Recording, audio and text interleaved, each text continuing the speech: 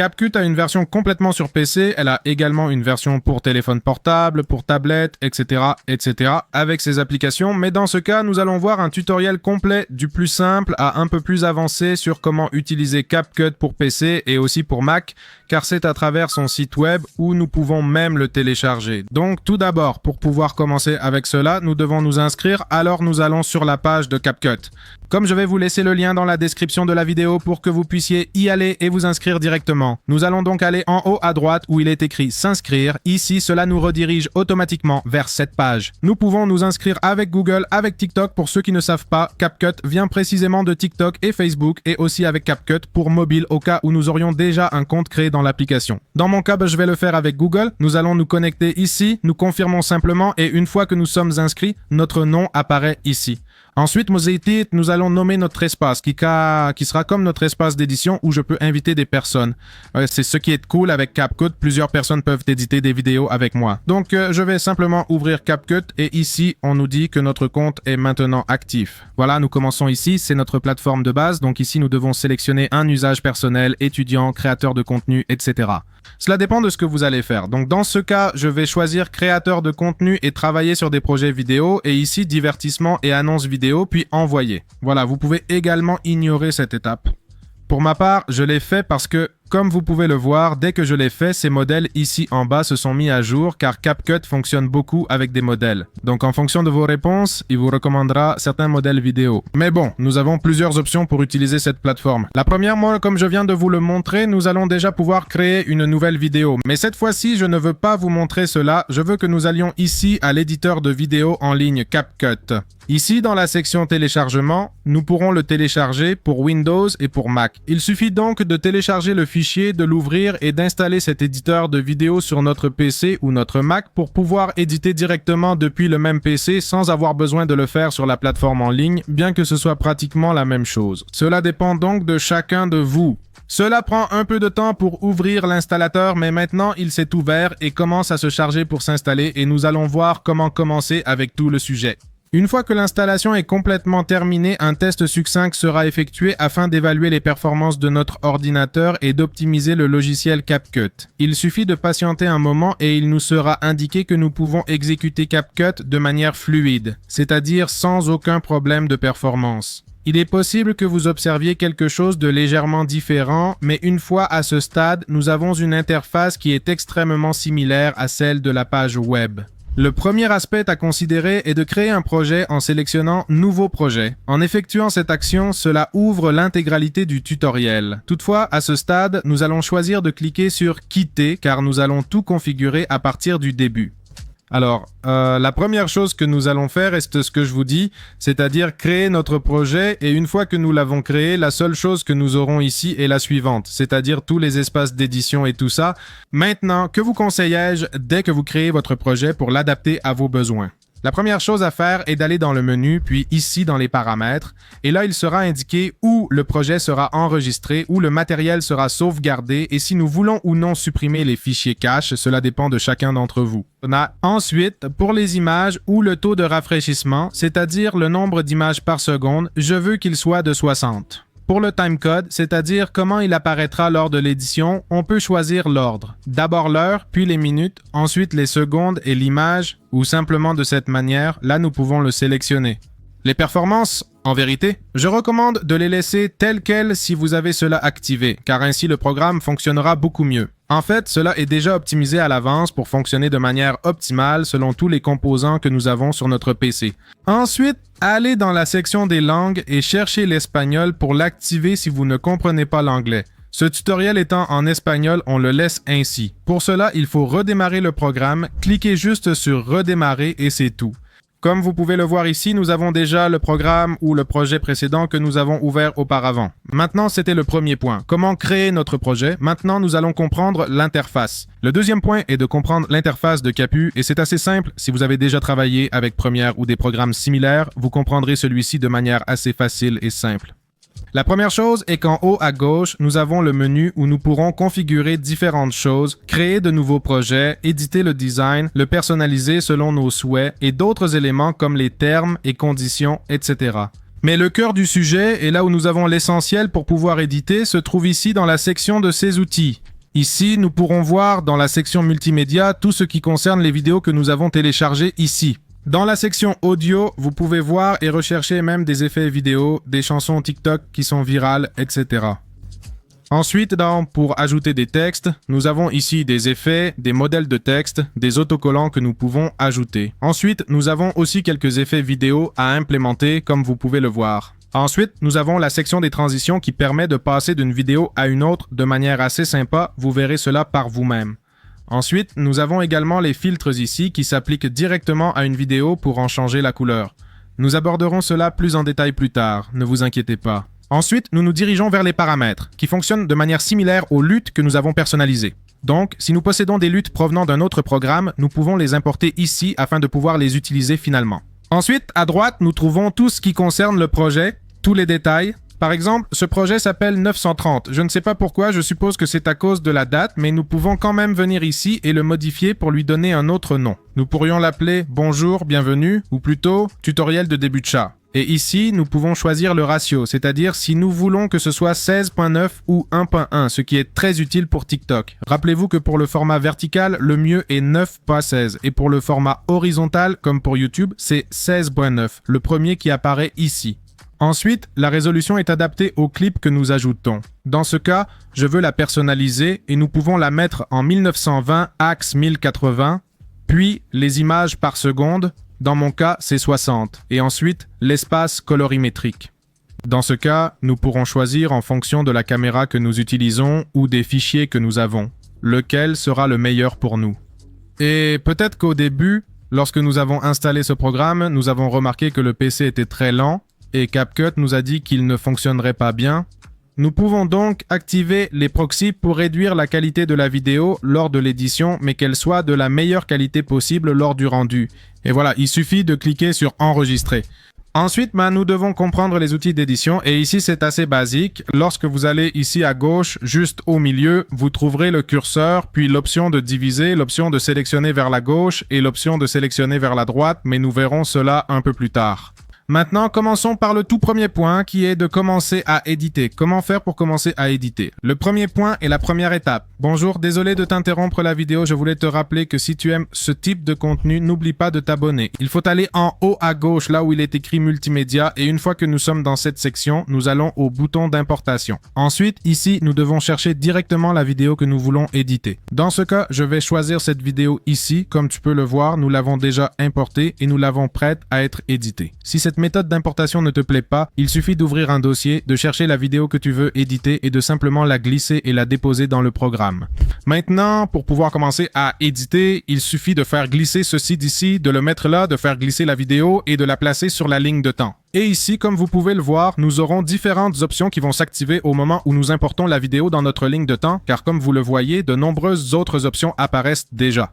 Dans cette occasion, ce que nous pouvons faire est le point suivant et c'est au cas où il aurait été importé et par exemple si je veux que cette vidéo soit pour TikTok, la seule chose que je dois faire est de venir juste en dessous d'ici où se trouve la vidéo et d'aller à personnaliser et ici je change simplement le format. Par exemple, je change le format qui serait optimal pour TikTok et comme vous pouvez le voir, cela me donne déjà le format qui me convient pour pouvoir le télécharger sur TikTok car c'est le format vertical et si je vois peut-être que cela ne me plaît pas parce que le format est évidemment coupé ici puisque cette vidéo est une vidéo horizontale, je peux simplement la sélectionner et ici dans l'échelle, l'agrandir, l'agrandir, l'agrandir jusqu'à ce qu'elle soit bien et sinon je peux la déplacer un peu ici vers la droite simplement en maintenant le clic enfoncé sur la vidéo.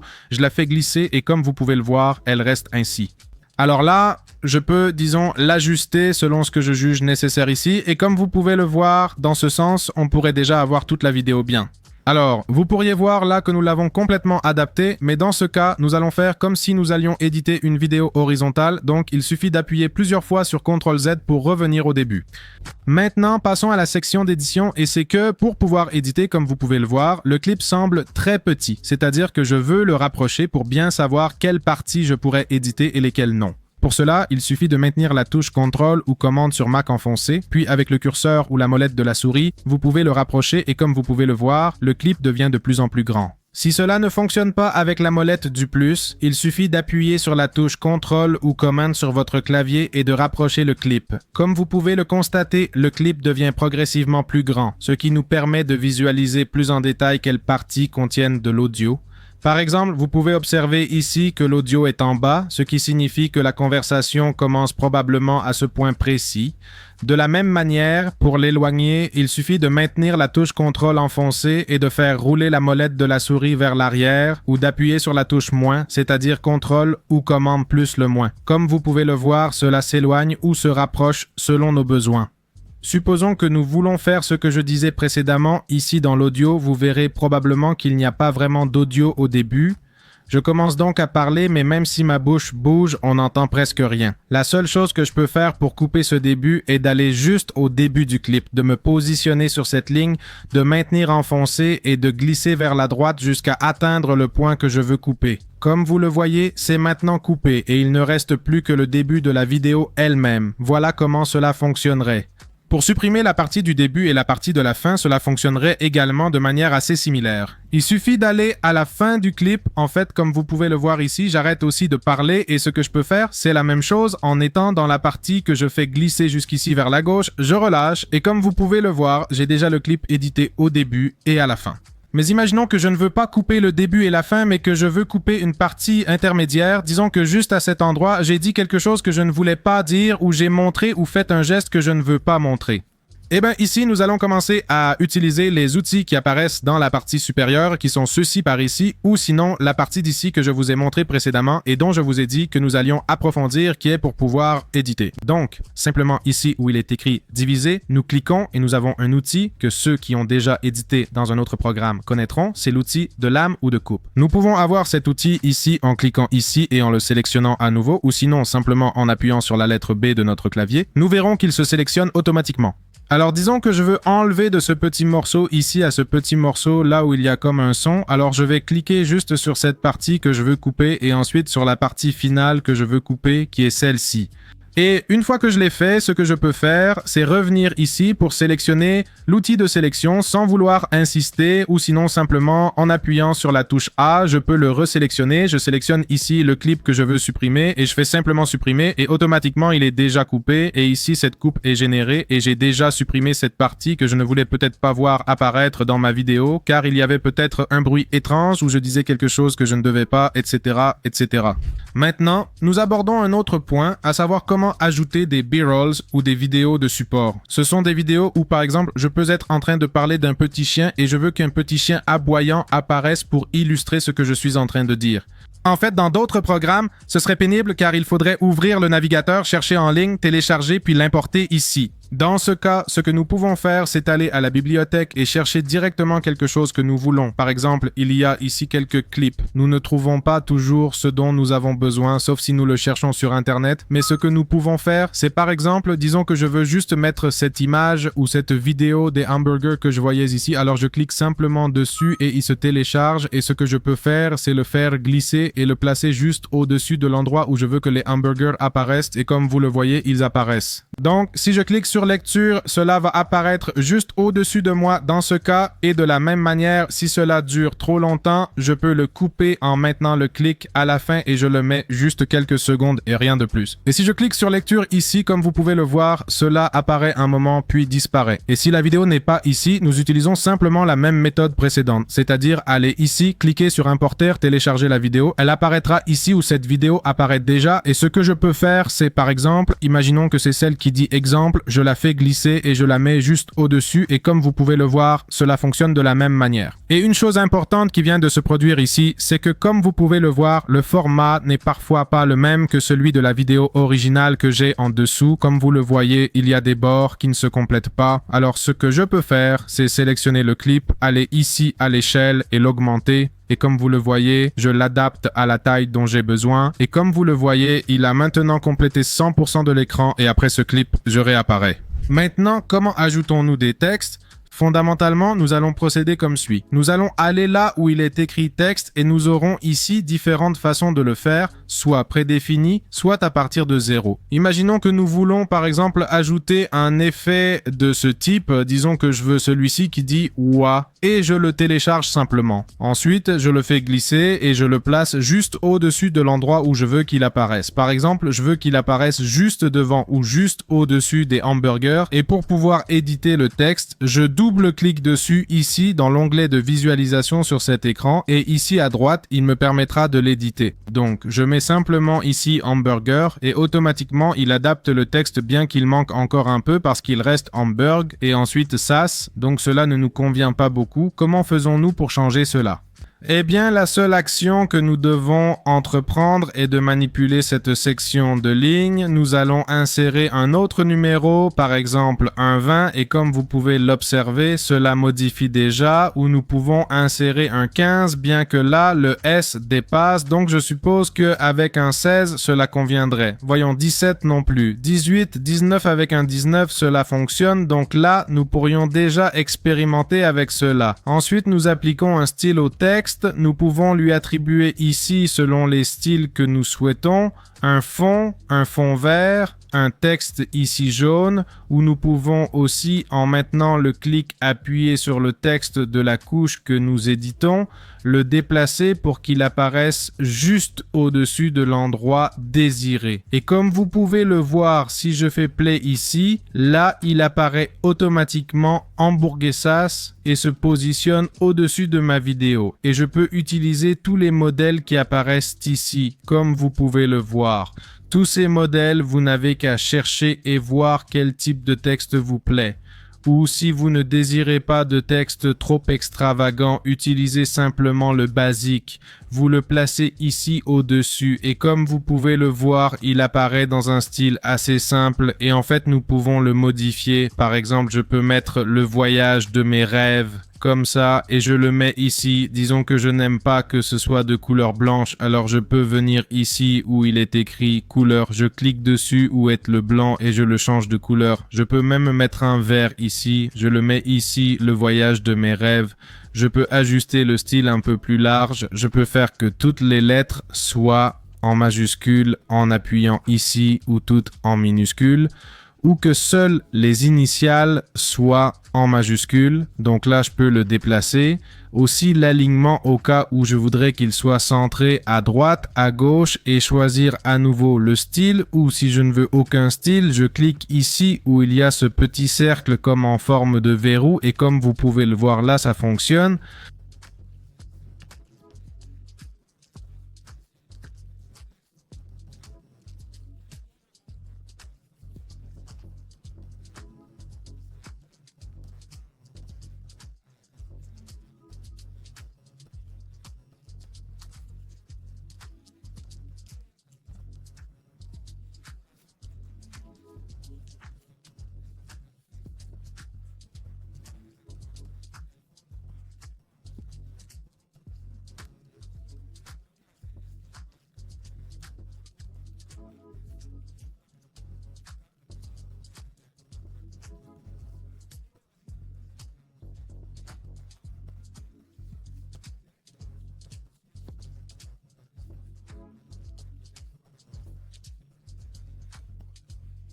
Et pour ajouter ces transitions, il suffit d'aller là où il est écrit transition. Ici, toutes les transitions que nous pouvons utiliser apparaîtront. Utilisons-en quelques-unes qui sont à la mode. Si nous avons le curseur au-dessus de la transition, nous pourrons voir un aperçu. Nous utilisons celle-ci, Shake 2, nous la téléchargeons simplement et ce que nous pouvons faire, c'est venir ici et la faire glisser. Nous ne la mettons pas au-dessus, mais juste au milieu des deux clips et nous la lâchons. Comme vous pouvez le voir ici, il suffit de cliquer sur OK et comme vous pouvez le voir ici, la transition est déjà en place. Alors regardez, si je clique sur Play, vous voyez que cette transition change là. Donc, si je supprime cela, absolument rien n'apparaîtra. Cela passe simplement d'un clip à l'autre et ainsi vous pouvez chercher toutes ces transitions qui apparaissent ici et avancer. Maintenant, dans la section des effets, que pouvons-nous faire ?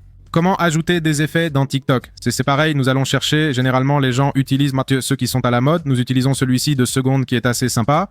Ici, il nous montre comment il serait prévisualisé dans la vidéo, donc comment il apparaîtrait pour ce cas. Les effets, nous les lâchons juste au-dessus de la vidéo, c'est-à-dire dans ce cas, sur celui des hamburgers, ici, et voyez ce qui se passerait. Si vous voyez là, juste à la fin, apparaissent comme des petits éclairs, et c'est essentiellement cet effet. Je pense qu'on ne le voit pas tant, mais regardez juste ici dans la partie du pain, comme ça change un peu. Mais bon, nous allons en ajouter un autre pour que nous puissions voir un peu plus la différence. Nous allons ajouter celui-ci de vertige. Voyons si ça nous laisse faire ainsi. Regardez, celui-ci se remarque déjà plus. Regardez l'effet qu'il ajoute.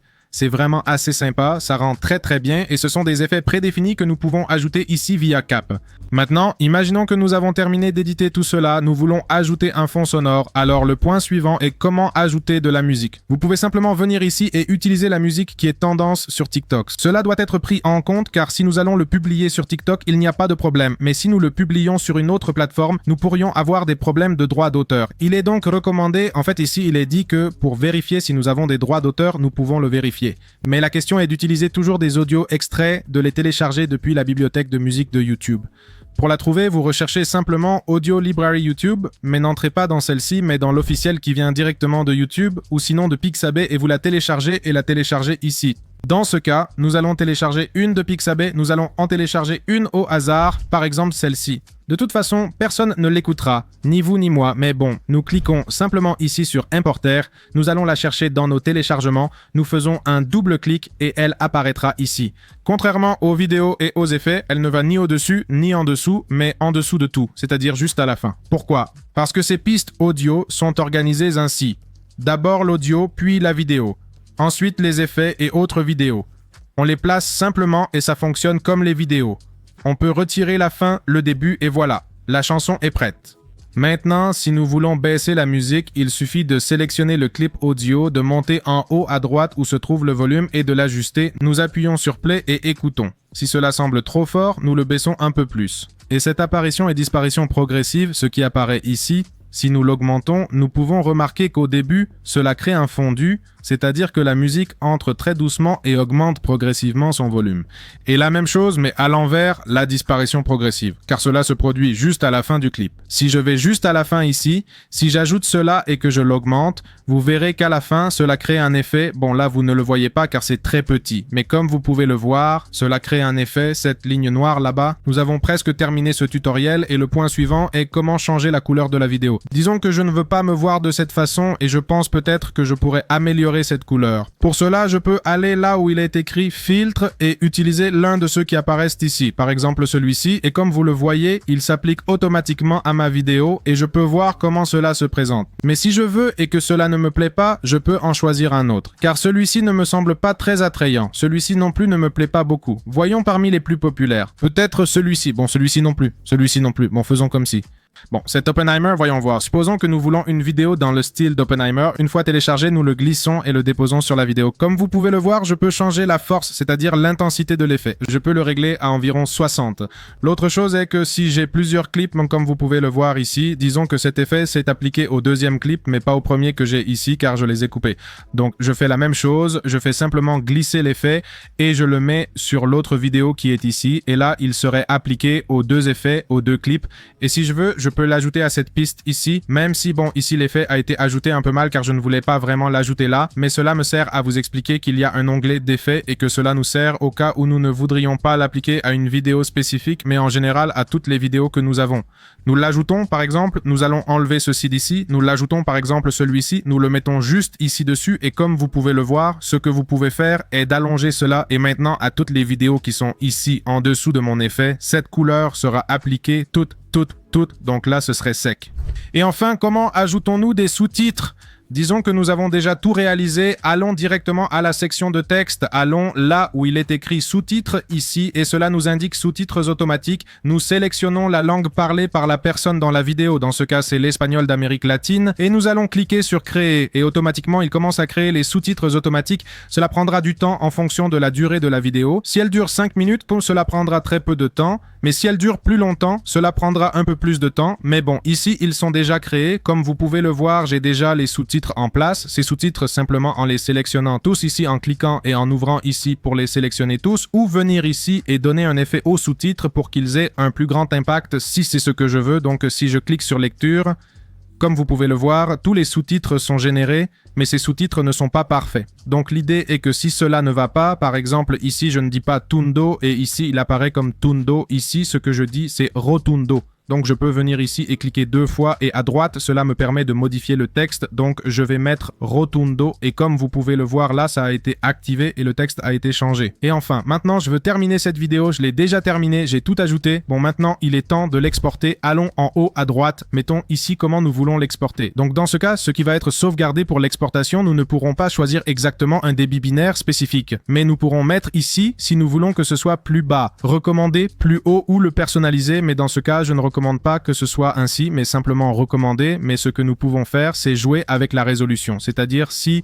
nous voulons 4K, mais évidemment, l'idée est d'exporter à la même qualité que celle que nous avons éditée, qui était P. Et voilà, une fois sélectionné, nous allons simplement donner un titre à notre création. Donc, tutoriel final, et ici, nous allons exporter, et je vais le sauvegarder sur mon bureau, et je vais mettre ici, sélectionner un dossier, et voilà, une fois que je l'ai mis, je clique sur exporter, ou si je veux, je peux aussi exporter l'audio pour qu'il soit exporté en MP et je clique simplement sur exporteur et comme vous pouvez le voir ici, cela commence à charger cette barre ici de 0% à 100% et quand cela atteint 100%, c'est quand nous pourrons visualiser la vidéo qui sera déjà enregistrée sur le bureau ou dans le dossier que nous avons choisi. Alors attendons et voyons les résultats. Voilà, les vidéos ont été exportées. Ici est le résultat final. Donc comme vous pouvez le voir ici, nous l'avons déjà. À la fin, il y a un écran noir parce que j'ai laissé un audio très long et l'audio était comme ça. Donc il suffit de l'ajuster pour qu'à la fin, l'écran ne soit pas noir. Et voilà mes amis, c'est tout. J'espère que cette vidéo vous a plu. Nous nous voyons une prochaine fois. Merci de l'avoir regardé. Au revoir.